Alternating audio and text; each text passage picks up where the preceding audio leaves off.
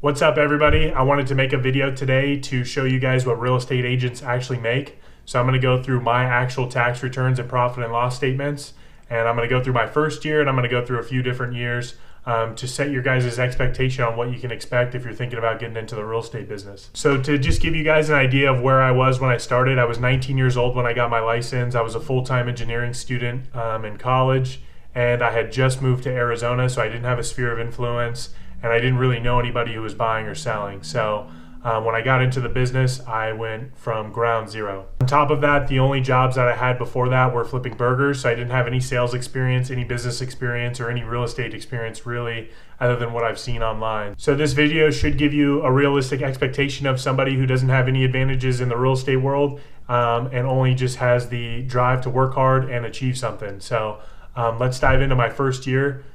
This wasn't my first year licensed. I got licensed in 2013, but my first year working full-time was 2014. So here's my profit and loss statement for my PLLC. A PLLC is just a tax shelter for commission earning people. So all my commissions were paid to that. There's no other business operations that are coming out of this PLLC. So as you can see, I made about $26,000 my first year, which at 19 years old is still kind of a good amount of money. It was enough to pay all my bills, which I didn't really have many.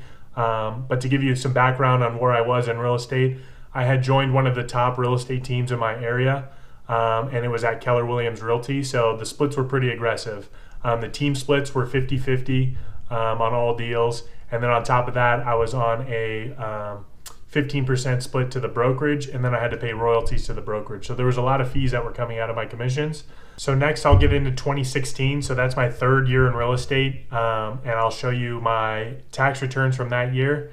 As you can see, it's $145,000. So I went from being 19 years old with no experience to a few years later making over six figures.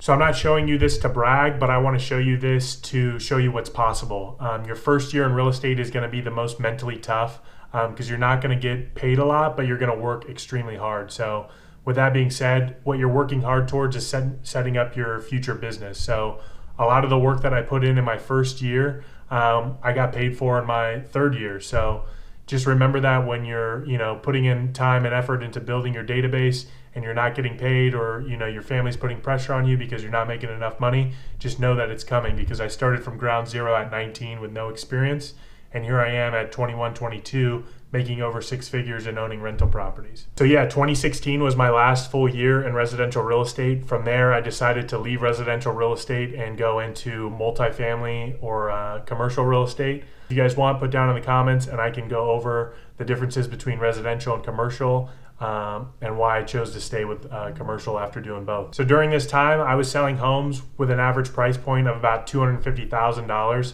I'm in Arizona, so that's right in line with the average price point of the marketplace. So it's not like I was selling any high-priced homes, or I was strictly just hustling off of cold calls and just getting the leads off of my current listings and current clients. So I didn't have any sphere of influence when I moved here. So this was all just built up from ground zero. So if you guys want to know what I was doing to get clients or anything like that, let me know in the comments what else you guys want to know about residential or commercial real estate. Thanks for watching. Like and subscribe, and I'll see you guys next time.